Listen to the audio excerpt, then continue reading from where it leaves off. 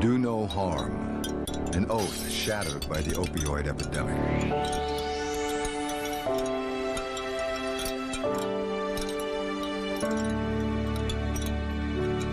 In this episode, we explore the ignorance and greed that led to our current crisis. One of the first rules in medicine is do no harm. It's said that Hippocrates was the first to say this, and what that means is that the cure for any medical problem shouldn't be worse than the disease that you're trying to treat. A big chunk of America is in chronic pain, and it's pain that's back pain, knee pain, arthritis, and it's real, and it affects people's lives, and they would like a way to live their lives, to take care of their families without being in this pain. The brain in pain is a different brain than the normal brain that's not in pain. People have it in their head that there's a pill for something, regardless of whatever my pain is. There's something out there that's going to help me.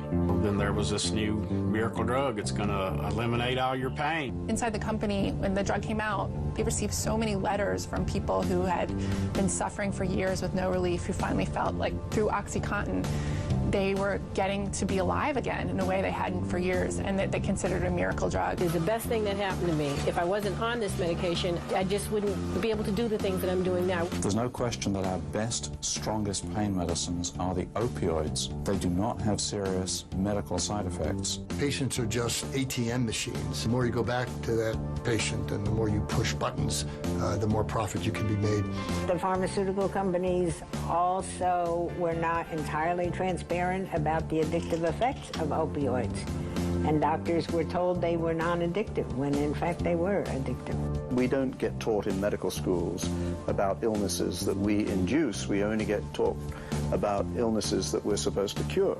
We also grew up thinking that doctors were always right. So if you have a prescription, it's fine. When we talk about opioid painkillers, we are essentially talking about heroin pills. The drug companies are the cartel, the doctors are the pushers, and the pharmacists are the suppliers. That's how the DEA is seen. There's not a city in the United States right now that doesn't have a major opiate addiction problem. And it's not just in cities, it's in rural areas. In fact, in some places, it's worse in rural areas than anywhere else. At the peak of the epidemic, millions of people in the United States were prescribed 259 million prescriptions of opioids. It means on average every adult is on one opiate, once or twice a year, if not more. Scares the living crud out of me. Opioids are a major category of medical spending.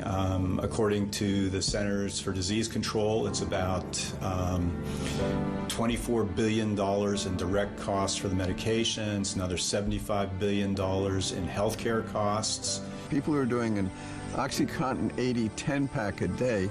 That's $1,000 worth of medication a day. Kids were spending hundreds of dollars a day, if not thousands. And heroin walked into town. And it's cheap, really inexpensive, readily available. The shame of addiction keeps us from knowing the actual numbers. But at least 2 million Americans, and probably millions more, are addicted to prescription opioids. Prescription drugs are now causing more deaths, for example, than car accidents. From 1999 to 2017, over 500,000 Americans have died from an opioid overdose. More than all the Americans killed on the battlefield since World War II. We have skyrocketing rates of infants born opioid dependent, of children winding up in the foster care system because their parents are addicted. Kids growing up without parents, parents who have lost children, you have families decimated, you have towns destroyed. And to think that it started off with, a company in Stamford, Connecticut that had some marketing material. This is the worst man-made epidemic in the history of American medicine. It's very clear when one looks at the overprescribing of opioids that's led to this public health crisis that the medical community really forgot the first rule, which is do no harm. Opioids are among the world's oldest known drugs. Their medical, religious, and recreational use predates recorded history. These early drugs, such as opium, codeine, and morphine, were extracted from poppy flowers. And it's some kind of mystery of nature. Why did the poppy plant create morphine that can bind to the opioid receptors in human brains? And probably that's a mystery of nature we'll never be able to answer, but that is the case because it's chemically similar to the compounds that our own brain makes. In 1874, an English chemist, by mixing morphine and other acids, created a powerful opioid that was eventually called diacetylmorphine. Nothing much resulted from his discovery. 23 years later, a German chemist, working for what is now the Bayer Pharmaceutical Corporation, created the same substance. Bayer quickly promoted the drug as less dangerous than morphine, as well as a cough suppressant. Because of the heroic feelings recipients experienced, they called it heroin. Heroin is a very slight chemical manipulation of the morphine molecule, makes the compound heroin much more fat-soluble. The brain is mostly fat, so if someone is exposed to heroin, it gets into the brain many, many times faster than morphine would. The more rapid a drug gets to the brain, we were to learn in humans, the more apt it's to cause a high. This heroic drug, originally promoted as a cough suppressant and for other common conditions, was soon diverted and abused. In 1924, the United States Congress banned heroin, declaring it a dangerous, addictive, illegal narcotic. It probably would take too long for me to provide a theory of why, as Americans, we have such love affairs with drugs that potentially can kill us. Opioid addiction led doctors to fear its use for anything but short-term acute pain or end-of-life palliative care. That was a time when the medical community did understand that opioids needed to be prescribed cautiously. They're obviously important medicines for easing suffering at the end of life. They play an important role when used on a short-term basis for severe acute pain, for example, after major surgery. Eventually, scientists started creating new semi-synthetic opioids similar to heroin. In 1917, oxycodone was one of several semi-synthetic opioids developed in Germany. You literally start with opium to make hydrocodone and oxycodone.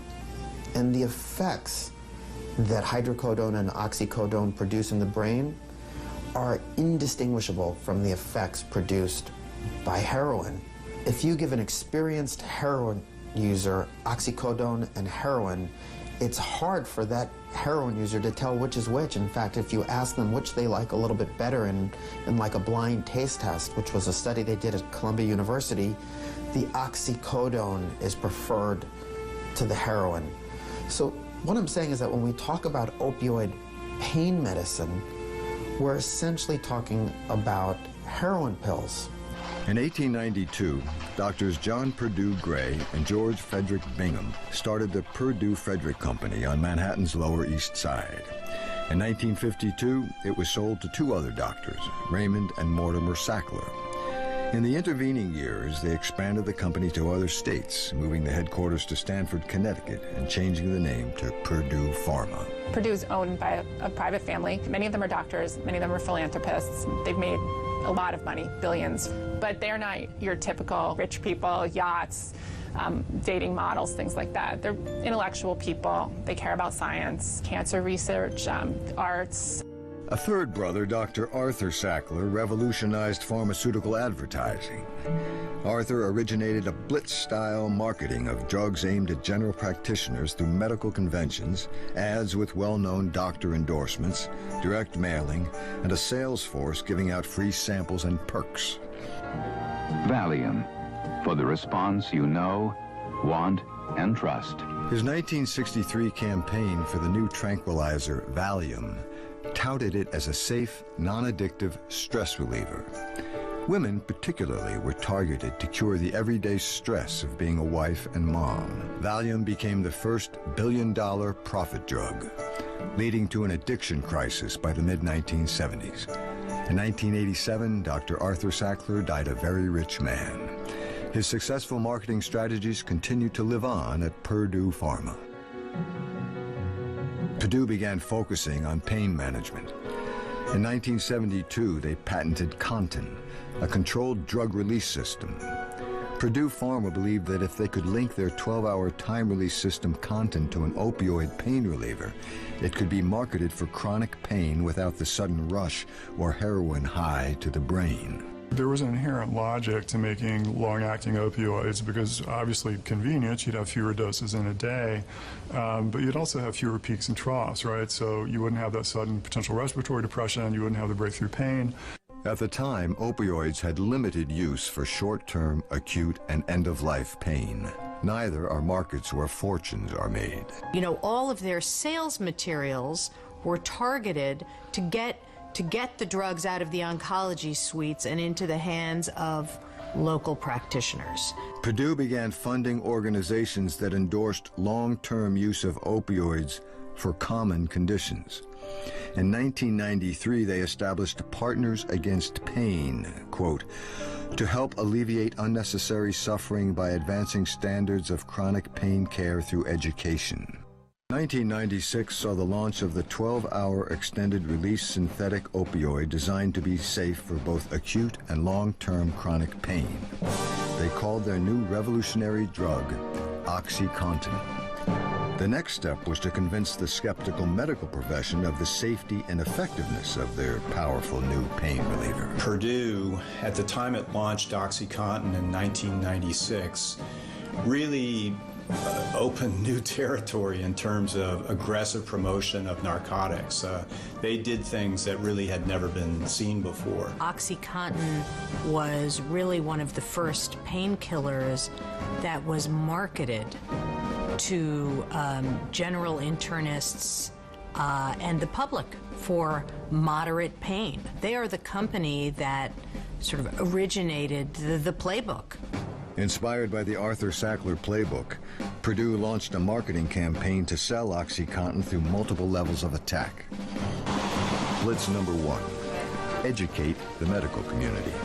From 1996 to 2001, Purdue conducted national pain management and speaker training conferences at resorts in Florida, Arizona, and California. They're inappropriately influencing, maybe even corrupting 5,000 doctors, nurse practitioners, and nurses to sell the Kool-Aid. Several videos were created, aimed at both doctors and patients to encourage the use of opioids as long-term, safe methods to treat chronic pain. One such video was entitled, I Got My Life Back. The video centers around Dr. Alan Spanos and his patients' personal success stories, thanks to OxyContin. I got my life back now. Now I can enjoy every day that I live. Since I've been on this new pain medication, I have not missed one day of work. These videos were seen by about 15,000 doctors through direct marketing, seminars, and medical schools. We now know that in patients who have no history of substance abuse, no history of chemical dependency, the likelihood that the treatment of pain using an opioid drug, which is prescribed by a doctor, will lead to addiction is extremely low. People like Russell Portnoy and many others were teaching that addiction was rare and these falsehoods, and that we should be comforting people in chronic pain, just like we have learned to comfort people with cancer pain.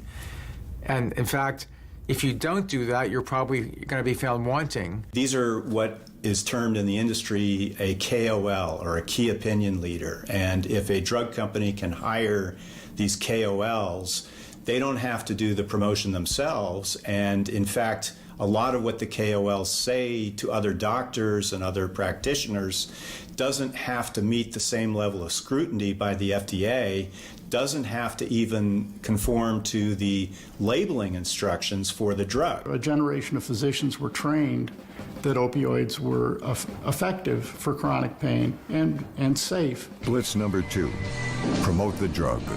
They increased their sales force and their physician call list. These sales reps were offered lucrative bonuses. Their average compensation, a Purdue sales rep, was about $55,000, but they could get that increased by an extra $250,000 bonus if they could get enough doctors writing prescription. If you can increase your salary 5-fold, you're going to cut corners. Who's the doctor writing the prescription for? Is that just a drug mill, prescription office? Those questions just were not asked. Healthcare professionals received all kinds of promotional perks. OxyContin fishing hats, stuffed plush toys, musical compact discs, and of course the proverbial free lunch. Pharmaceutical companies were in our office all the time. You get pens and mugs and prescription pads with their products already written out on it, so all you had to do was sign it. You get taken out to lunch, you can go to meetings, you go to the meetings and there's a reception by... Those guys knew what they were doing and they must have been good at it or they wouldn't have done it. But what happened is they'd sort of ingratiate the physician to them to be beholding for the goodies that they provided for them. There are guidelines for what the sales rep can and can't say, but you're not sitting in on that lunch. I'm not sitting in on that lunch. There's no recording or transcript of it. Who knows what is said? Primary care doctors who fell for this began prescribing aggressively. People always say follow the money, right? There's considerable amount of money involved in the prescribing of opiates. Purdue paid honoraria, speaking, and teaching fees to doctors boarding the OxyContin bandwagon. He was taking about $100,000 a year, and then we looked to see how much the drugs that he was writing prescriptions for were costing us. And so the drugs he wrote for those drug companies cost us $500,000 a year. So they can easily target doctors that are covering 80% of all of the narcotic prescriptions, and that's what Purdue did. Blitz number 3, get the state and federal regulatory agencies on board, as well as the legislative branches. Big Pharma is one of the most powerful lobby groups in Washington.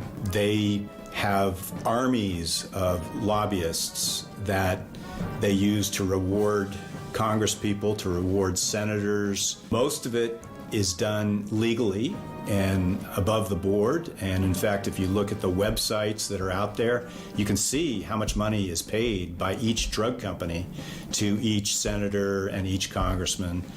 But there's also a lot of sort of dark money that goes from, political action committees and other organizations that we really don't know about. In our system of special interest politics, the special interests, unfortunately, often are the ones that carry the day. When it comes to Purdue Pharma, there was essentially an unholy alliance between the company executives and the advisory board of the FDA that reviewed the drug. Big Pharma is supposed to be regulated by the FDA, but unfortunately, through the PDUFA laws, Big Pharma is actually paying the FDA very large sums of money to review their drug applications. Well, the FDA doesn't do independent testing. They've never done independent testing. They count on the drug companies to run clinical trials for them. I was investigating whether company executives were essentially writing the advisory decision that legitimized approving this drug. The Joint Commission that accredits healthcare organizations mandated pain be treated like the 5th vital sign. As patients routinely had their temperature and blood pressures checked, doctors were expected to ask each person to rate their pain on a scale from 1 to 10. Doctors and hospitals were admonished if they did not treat this pain. The Joint Commission developed this pain as the 5th vital sign as part of a grant that was provided to them by the pharmaceutical company Purdue Pharma. The Joint Commission on Accreditation of Healthcare Organizations recently defined and adopted stringent pain standards. One of the basic thrusts of our new standards is that organizations and practitioners have an obligation to ask the patient. Even if the patient doesn't look like he or she is in pain, ask them. You will be surprised what you hear. When you go to a doctor's office now, they ask you, are you having pain? Even though you may go for a reason that has nothing to do with pain. Which just added lighter fluid to the fire, because it became equivalent to say, if you have pain, you need opioids. So they're making, at least in the United States, $2+ billion, list, and probably net, they're making $2+ billion on OxyContin. Purdue's marketing of OxyContin was, depending on how you look at it, very successful, very tragic. All the marketing, legislative maneuvering, cash, and free giveaways handed to doctors and politicians might have been justified if opioids were a safe, effective, non-addictive treatment for chronic pain. But they weren't.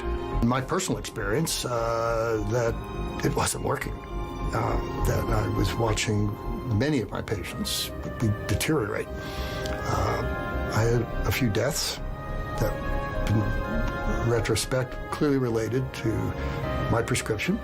Purdue's own sales reps were saying that the rate of addiction was only 1% with OxyContin, and that was clearly just false. When you go back and look at the original data on which the claim that opioid use or pain medicine use for treating pain doesn't cause addiction is scary. The rate of addiction amongst pain patients who are treated by doctors is much less than 1%.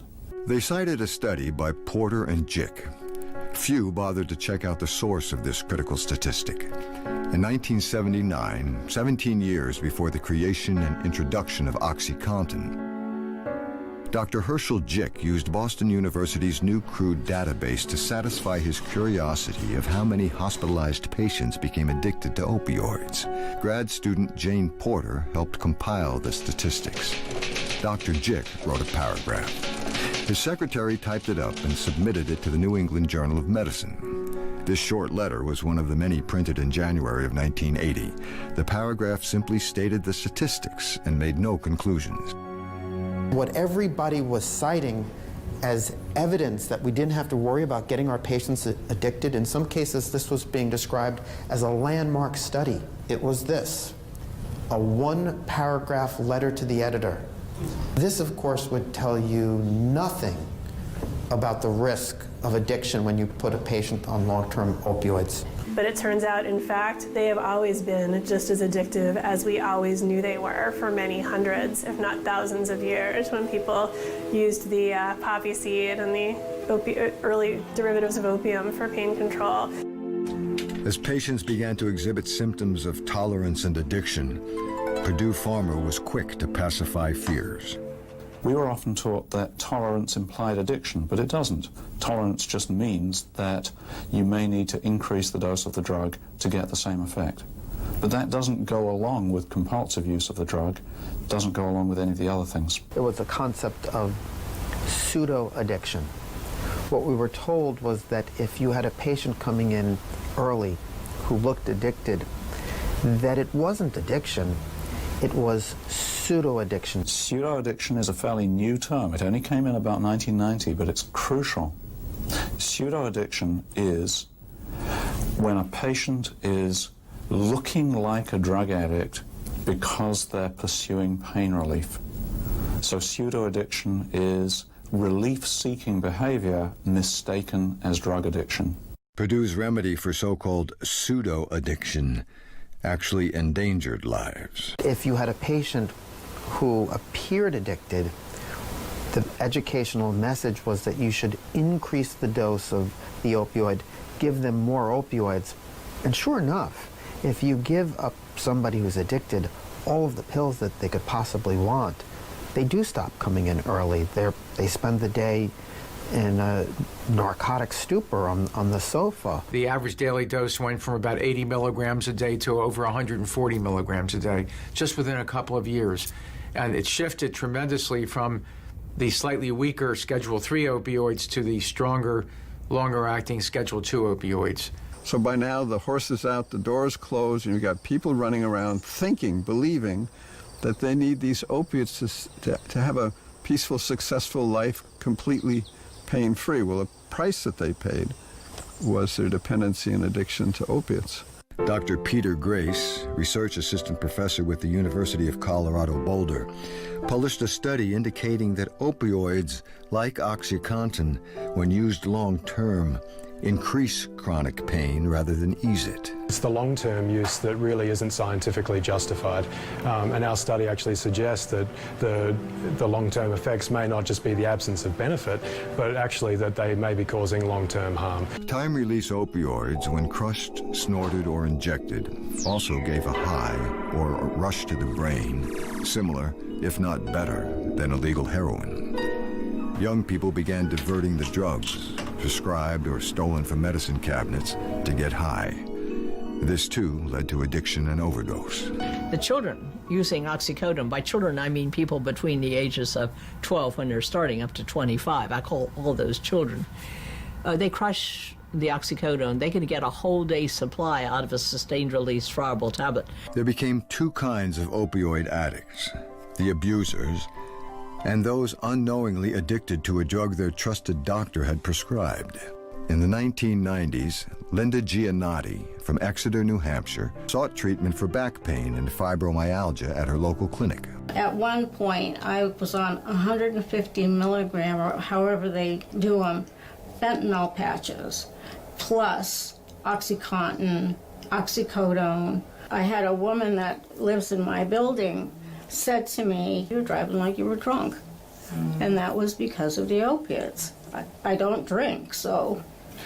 Right, and you never did anything other than what you were prescribed, as I remember. Right. Another practice was the off-label use of drugs. This is the use of drugs to treat ailments other than what they were designed for. Off-label use is not illegal or regulated by the FDA. Doctors began prescribing OxyContin for migraines and depression. There's no law against writing the drug for an off-label use.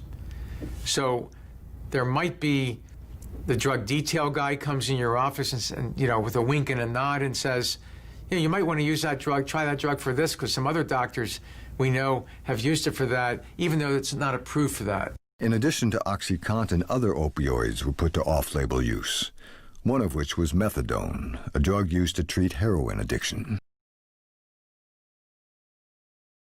For years, I had treated patients with heroin addiction with high-dose methadone, which is the appropriate treatment. And so I was thinking, well, I see how well that works for all these people, and they don't tend to overdose on it or have a lot of side effects or have any problems. So why wouldn't that be fine for pain patients? I do recall an individual, a young man who had a rough go early in life, who had some problems with alcoholism, was in alcohol recovery. He had a number of back surgeries, and I was in the middle of a tapering course. Switched him over to methadone from his other drug to ease his taper, and using misguided conversion tables. 3 days after I converted him, I got a call from his wife that he had died, and I was flabbergasted. It's not safe for people who just have chronic pain to give them opioids because they don't have the years of tolerance built up that people with heroin addiction have. I didn't really understand the complexity of adding that drug as a reflection on guidelines, training. This was the published data. And I said, there's something wrong here. And that left a hole in my heart. I still remember him very, very clearly. He had opened up a shop, a small business, and was really getting on his feet. And he even gave me his AA 100-day token when he accomplished that. Information was dribbling in that the opioid miracle pain relievers were killing people. If Purdue Pharma and the other drug companies would have acknowledged the potentially lethal effects of opioids when these problems were first discovered, hundreds of thousands of lives could have been saved. Instead, they took steps to suppress negative information. Within a month, we received a 3-page letter from Purdue Pharma basically saying, why are you bothering the doctors? This is not a prescribing problem. This is a patient misuse problem. This is a drug abuse problem. Patients need to be able to get what they need. And then we a year later, got sued in federal court. We were all of the medical directors were served in our homes. Current efforts to stop this overprescribing have been met with much pushback from the pharmaceutical industry. They rationalized that the billions of dollars they were making were helping more people than they were harming. They insisted, and still insist today, that only those who are diverting and misusing the drugs to get high are responsible for the epidemic, and not those who have prescribed the drug. Purdue distributed a follow-up video to I Got My Life Back that doubled down on their claims that OxyContin was a safe, non-addictive, long-term chronic pain reliever. Returning to these patients after 2 years shows that when pain treatment is successful, it stays successful. Over the last 2 years, I've gotten much, much stronger. It's just absolutely a godsend. It's just such a difference. I've done well with it, and it's wonderful. However, in time, even Purdue's own video poster children were succumbing to OxyContin's lethal effect. Of the 6 featured patients spotlighted in the videos, 3 maintained they were still helped by the product. 2 were deceased from causes thought to be related to their opioid addiction. Had I not lost my medical insurance, or as I said, if I was to go to the mailbox once a month and I would find a bottle of OxyContin in it, I'd probably still be on it and I'd probably be dead. Lauren is among the lucky survivors. I wouldn't allow a doctor to prescribe me OxyContin right now. It's a synthetic heroin. In 2010, Purdue introduced a new tamper-resistant OxyContin. With the spotlight focused on stopping pill mills and the new tamper-resistant medication, easy sources for prescription painkillers began to dry up. Prescription opioids were expensive on the black market. Heroin became a cheap alternative. I can remember this 15 years ago when my patients coming in here for buprenorphine treatment were saying, you know, heroin's a lot cheaper than those pills, and it works better. In 2016, the New England Journal of Medicine published a study that found that 76% of those seeking help for heroin addiction began by abusing pharmaceutical opioids, primarily OxyContin. This draws a direct line between Purdue's marketing of OxyContin and the subsequent heroin epidemic currently in the United States. Policymakers were hearing that all of the problems related to opioids were from so-called drug abusers, and that these were wonderful medicines for pain patients, and we recognized this wasn't true. One of the first people to stand up to the drug companies and lobby for reform was Dr. Andrew Kolodny. He helped form PROP, Physicians for Responsible Opioid Prescribing. Their organization is one of the earliest advocates for opioid prescription reform. The one federal agency that seemed to understand that overdose deaths and addiction had risen as a consequence of the medical community overprescribing was the CDC. You know, the FDA gets criticized a lot. The CDC really doesn't. I mean, the CDC is like, you know, they care about public health in America. It's the best and brightest. And they had kind of this blue ribbon committee that looked, I mean, people that had no ties to the pharmaceutical industry, no conflicts of interest to declare. And they spent a long time reviewing all of the research. And what they came back and said is incredibly damning. There's no evidence to support long-term use of opioids for chronic pain. What can any drug company say beyond that? Chronic pain is 87% of the market. What separates the current opioid epidemic from the heroin and crystal meth epidemics of the past is that it affects white, middle class, and rural communities far more than urban minority poor. Go back to the early 80s, late 60s, the abuse and the negative consequences of the abuse of opiates was primarily, not exclusively, limited to minority populations, poor individuals, inner city populations. From my perspective, what ended up happening is this current circumstance got a jump start from prescription opioids. And as a result of that, it impacted a much broader socioeconomic strata in our community, particularly individuals who have access to health care. Middle class, for the most part, white families. In 2007, Purdue Pharma and 3 of its executives pled guilty in federal court to charges of misleading the public about OxyContin's risk of addiction and ease of abuse. They were fined over $635 million, the biggest pharmaceutical settlement in U.S. history. Now, that may sound like a lot. It is a lot, but if you look at the damage that's been done, particularly since then, in terms of the number of people that are taking not only OxyContin, but many types of opioids for conditions that really there's no value for these drugs. Today, the opioid epidemic commands national attention. There are now dozens of court cases against Purdue and other pharmaceutical companies for their collusion to promote drugs they knew were dangerous for turning a blind eye to the sale of opioids to doctors and clinics that were pill mills, and for the destruction of states and communities ravaged by the epidemic. I'm not sure I'm enough of a medical expert to say what steps need to be taken at this point.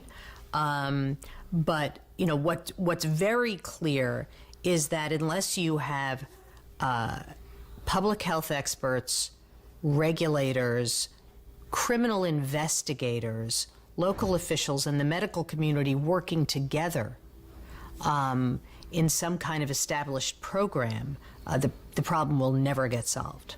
The one thing that we have to do is slowly and surely lock up the prescriptions. We need to get them lower.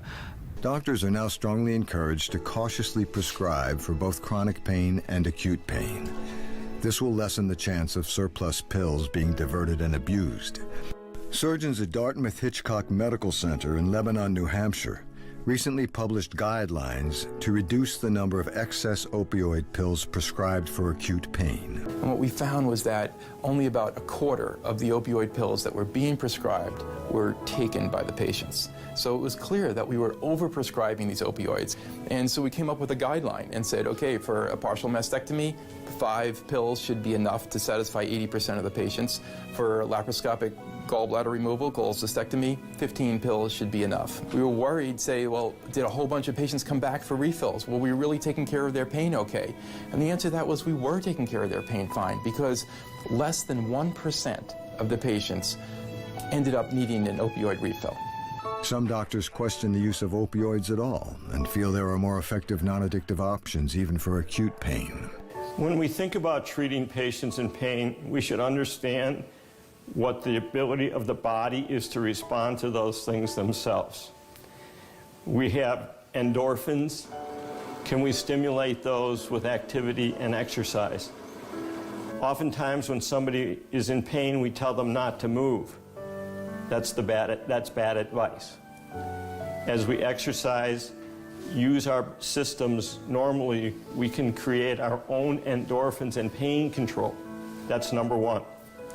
Number two is to go to over-the-counter medications. For example, there are lots of good studies that show that the combination of taking acetaminophen, which is Tylenol, and ibuprofen, which comes in multiple forms like Advil and Motrin and Aleve, that the combination of those medications together actually is much more effective than opioids for taking care of acute pain.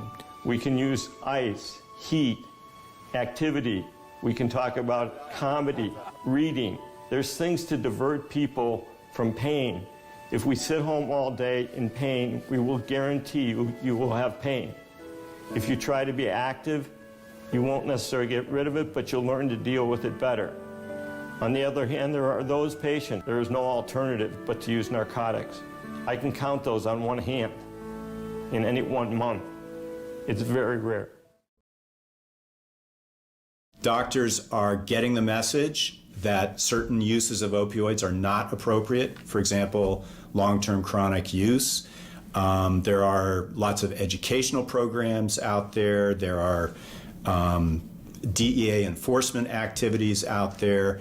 In fact, some doctors are now complaining that it's so hard to write a narcotic prescription that they don't even bother. We talk to people who are chronic pain patients, and I get emails from these people and phone calls, who believe that their opioid prescription is working for them. They are very scared of the discussion that's going on. They're scared that their doctor's not going to be able to prescribe it, the federal government's going to take away their pills, and that are allowing them to have a quality of life that they don't believe is possible without the drugs. There are a lot of patients that are that have pain, acute pain and chronic pain, that aren't addicts, that need to be treated properly with pain medication, and it does work for some people.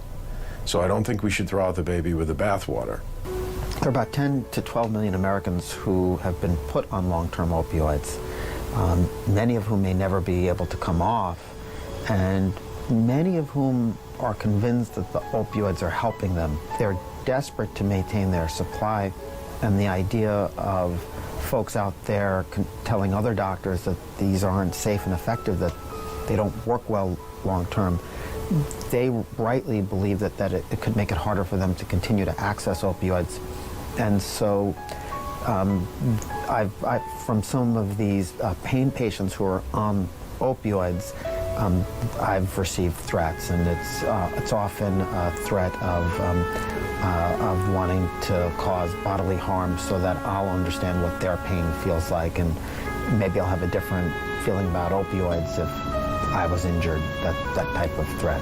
I do worry in some ways that now perhaps the pendulum is swinging so far the other way that we're going to see a lot of people sort of cut off from their long-term supplies of opiates, which are not appropriate for them to be on.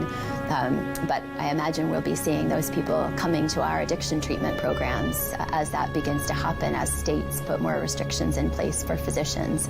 People want to blame Big Pharma, and they want to say they're greedy, they're terrible, you know. But the problem is that Big Pharma is the engine for medical innovation in this country. They develop drugs. They are willing to invest millions. They invested $40 million in OxyContin before they made a dime from it.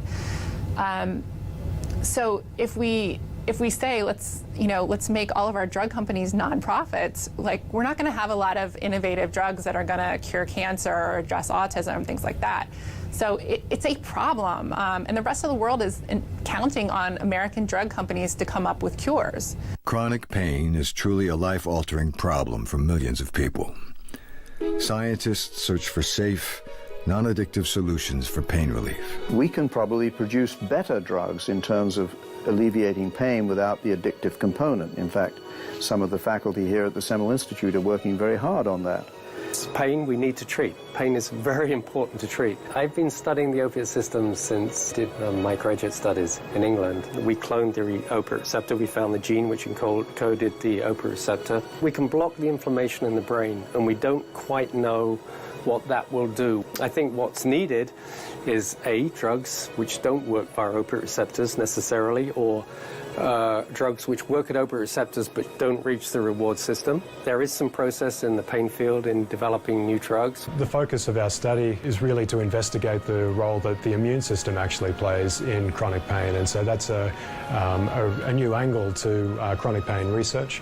We like to use the cells to actually validate the responses we find in animals. So we take tissue from animals as well as cells, analyze gene expression and protein expression and so forth. I think the really promising aspect of our study then is that these glial cells then are a target for treating pain better. So we could inhibit the glial cell activity, get rid of that prolonged pain, and actually improve the clinical efficacy of opioids, get rid of some of these problematic effects like tolerance, addiction, exaggerated pain. I came to Stanford to understand how proteins, these very fascinating molecules, work at the most basic level. I'm an instructor in the Department of Molecular and Cellular Physiology, where we study very basic aspects of biology, and the work that we've been doing lately is to understand how opioids work, how they bind to their receptors and function. These models provide us really remarkable ways of developing new drugs, because what I'll do next is put up a drug like morphine, here in orange, bound inside its receptor.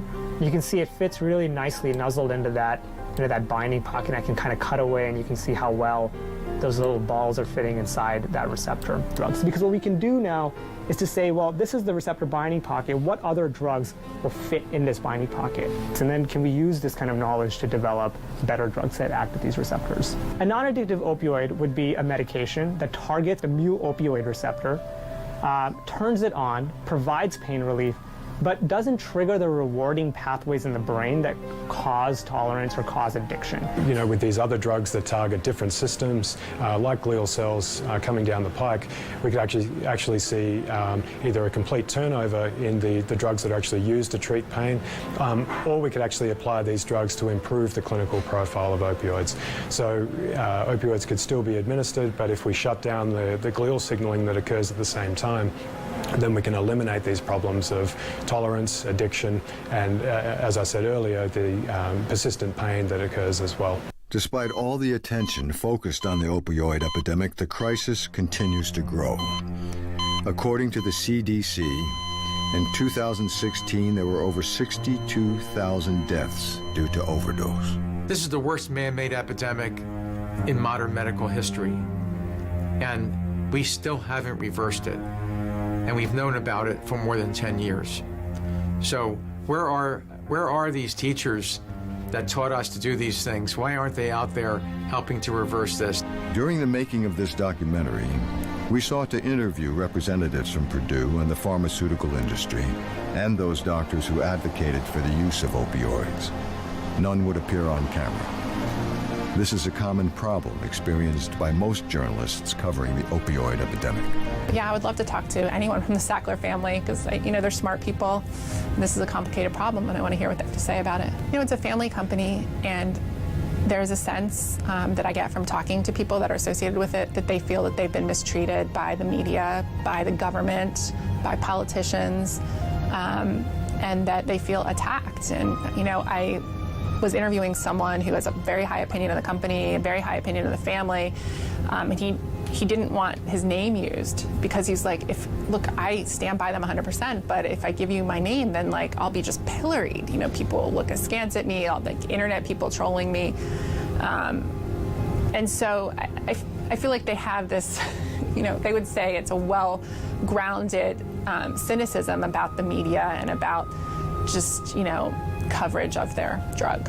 I believe that in terms of the blame for our opioid addiction epidemic, Purdue Pharma's pursuit of financial profit and the fact that they didn't care about an epidemic of addiction and overdose deaths that they were fueling, the fact that the Food and Drug Administration failed to properly regulate the claims that Purdue was making, the failure of the medical establishment, and the fact that it took money from Purdue and other opioid makers and promoted aggressive use, state medical boards that failed to regulate the way in which doctors were prescribing and even encouraged aggressive prescribing. There's a lot of blame to go around. The question is who's guilty or who should feel guilty? I don't know that anybody feels too guilty. I kind of wish a few more people did feel a little more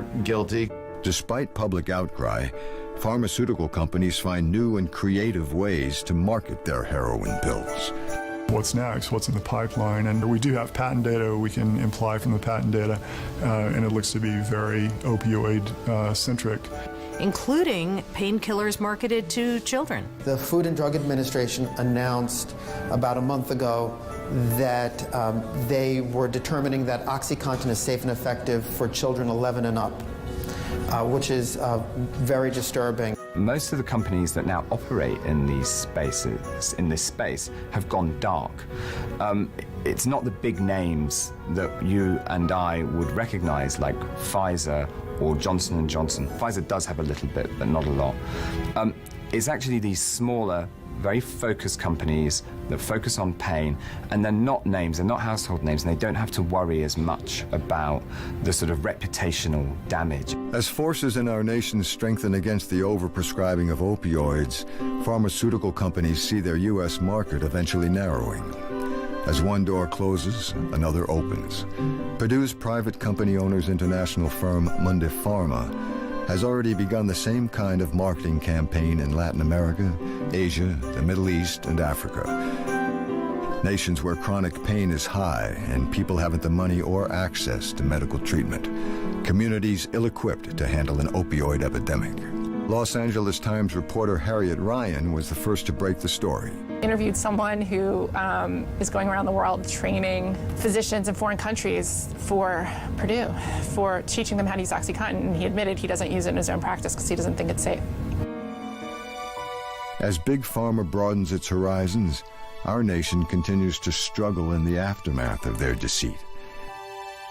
It wasn't until February of 2017, after much had been exposed about the overprescribing of opioids, that a new doctor at the clinic noticed 70-year-old Linda Giannotti had a serious opioid addiction. He discontinued her high-dose prescriptions, causing Linda to experience a painful withdrawal process. Get nauseous, you might throw up, you might get diarrhea. There's a whole array of stuff, and you feel pretty miserable. People like myself need some relief from the chronic pain. And it doesn't take 150 milligrams of fentanyl to do that. Today, life is better. But that doesn't make up for the decades of endangerment and loss of quality of life Linda innocently experienced by trusting her doctors would do her no harm. It's been quite a journey. I don't want to go through it again. You know, I'm happy with how things are now. I think it's fair to say that this epidemic of opioid addiction and overdose deaths was in many ways caused by greed. Oh, I think an informed public is critical to resolving this problem. People need to understand that these drugs are very potent, very dangerous, very addictive. The opioid epidemic can only be contained if it is attacked from multiple fronts. Start with an informed nation. Regulatory agencies that place public welfare above special interests. Healthcare and pharmaceutical industries governed not by greed, but by the ancient oath to help the sick and to do no harm. The battle continues. It's a pleasure to have this opportunity to speak with you all about the opioid addiction epidemic. I'm going to just jump right in. I'll start off by saying I have no financial relationships with pharmaceutical companies, and I think you'll understand after you hear my talk why no pharmaceutical companies would want a relationship with me. I'm going to start off by saying something very obvious, or something that should be obvious, but unfortunately is not obvious. When we talk about drugs like oxycodone, which is in OxyContin, or hydrocodone, which is in Vicodin, we're talking about drugs that come from opium. To make oxycodone and hydrocodone, you start with opium. And the effects that hydrocodone and oxycodone produce in the brain are indistinguishable from the effects produced by heroin. If you give an experienced heroin user oxycodone and heroin to self-administer, and like a blind taste test, and in fact they did a study like this at Columbia, the heroin user can't tell which is which. And if you ask them which they liked a little bit better, they actually rate the oxycodone higher than the heroin. So when we talk about opioid painkillers, we are essentially talking about heroin pills.